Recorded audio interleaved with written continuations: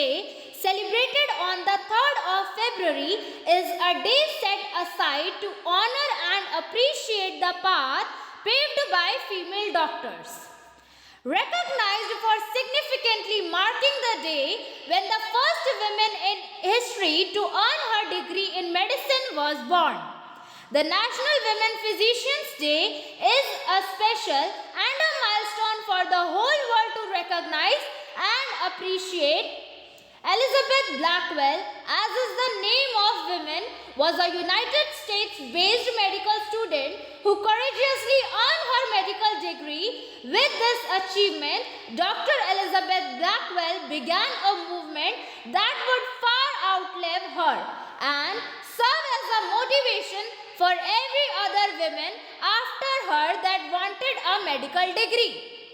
It was Elizabeth's belief that the decision of a society not to allow for the development of women demanded for a complete remodeling of the society. It is therefore accurate to say that the National Women Physicians Day marks the celebration of the bravery and courage that was exemplified by Dr. Elizabeth Blackwell as well as that of the other women after her who made the remarkable decision to pursue individual medical degrees. Elizabeth Blackwell was born in Bristol, England in 1821. Her parents, Hannah and Samuel Blackwell, believed strongly that all human beings are equal. Elizabeth's father owned a successful sugar company. In 1832, Samuel Blackwell's sugar factory was destroyed by fire. He and his wife decided to move the family to the United States.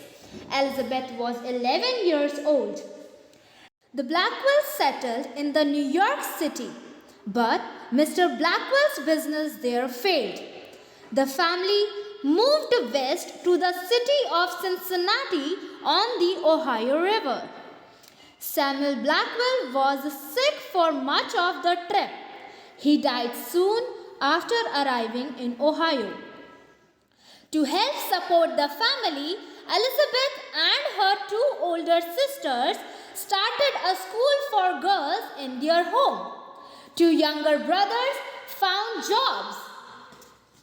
In the next few years, Elizabeth's brother became successful in business.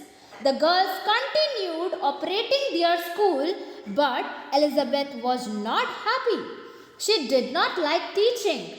When Elizabeth was 24 years old, she visited a close family friend dying of uterine cancer, who spoke of how she had suffered at the hands of the male doctors during her medical treatment. "Why not study medicine?" the friend asked. "If I could have been treated by a lady doctor, my worst sufferings would have spared me." Elizabeth knew that no woman had ever been permitted to study in a medical school, but she began to think about the idea seriously after the women who had suggested it died. No medical college in Philadelphia would accept her. College officials told her she must go to Paris and pretend to be a man if she wanted to become a doctor. Elizabeth refused. She wrote to other medical colleges, Harvard, Yale, and other less well-known ones. All rejected her, except Geneva Medical College in the state of New York. She went there immediately but did not feel welcome. The male students thought it funny that a woman wanted to attend medical school.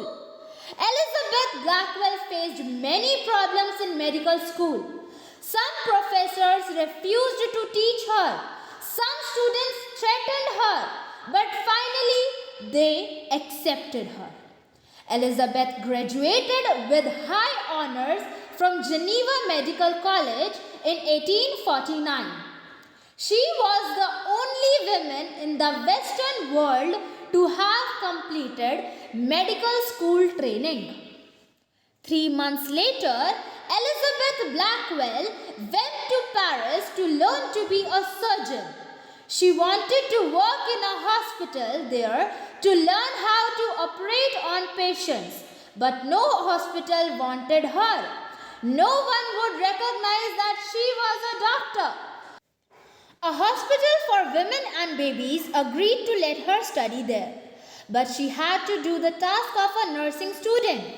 At the hospital, Dr. Blackwell accidentally got a chemical in her eye. It became infected. She became blind in that eye. So she was forced to give up her dreams of becoming a surgeon.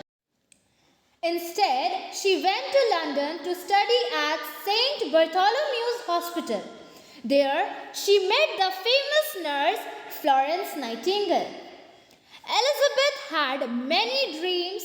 One was to start a hospital for women and children. Another was to build a medical school to train women doctors. In 1857, Dr.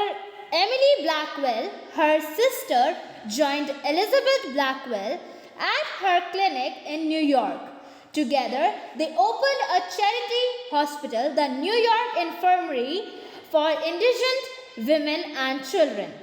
In 1868, they opened the world's first medical school for women, the Women's Medical College of the New York Infirmary. In 1869, Blackwell left the medical college and infirmary under the supervision of her sister and went to England, where she organized the National Health Society and founded the London School of Medicine for Women. In 1875, Blackwell was appointed Professor of Gynecology at the London School of Medicine for Children. She continued to practice medicine until 1907, when she retired at the age of 86. Elizabeth died in England in 1910. She was 89 years old. She was a very strong woman. She once wrote that she understood why no woman before her had done what she did. She said it was hard to continue against every kind of opposition. Yet she kept on because she felt the goal was very important. Toward the end of her life, she received many letters of thanks from young women.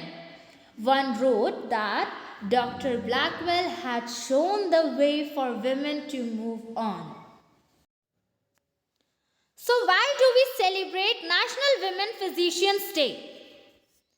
It marks the birthday of Dr. Elizabeth Blackwell and recognizes her for remarkable achievement in attaining her medical degree in 1849. It is a celebration of Dr. Blackwell's courage as well as bravery in pursuing a degree that at that time was male-dominated. National Women Physicians Day has surpassed the achievements of one person and lives on as a celebration and recognizes the steps taken by multiple generations of women physicians since Dr. Blackwell. So now all